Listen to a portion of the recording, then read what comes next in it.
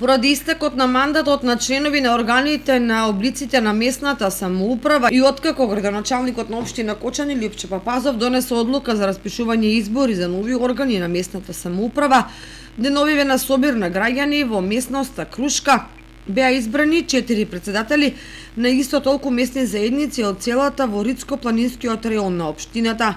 Согласно статутот на општина Кочани, жителите на Полаки за нов председател го избраа Мирче Каров. Во Ново село за председател е избран Панче Велков.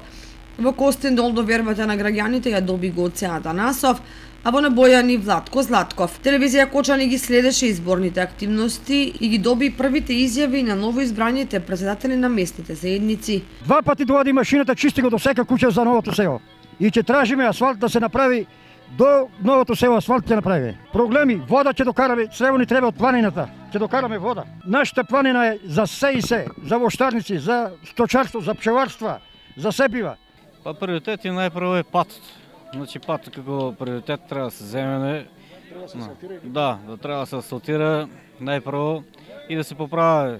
Секоја година обавезно мора да се прочисти патот, дека треба да се тампонира на некои места, дека е још полошо и како има услови така, значи да се асфалтира на најможен краток рок. Па најглавни проблеми се например за мостовите. Нема мостови например во што треба. Мора да тражиме привремено решение, например да се дадат барем некои 2 кубика талпи или такова да може да заминеме, да презимиме, а мостот ни е неопходен и за понатаму. Не може да замине пешки човек да може да замине камо, значи особено зимото. Зимото ќе биде катастрофа, не може да замине. Значи таа река тај мост тука например за црквата што е за манастирот и горе мостот за Мишино.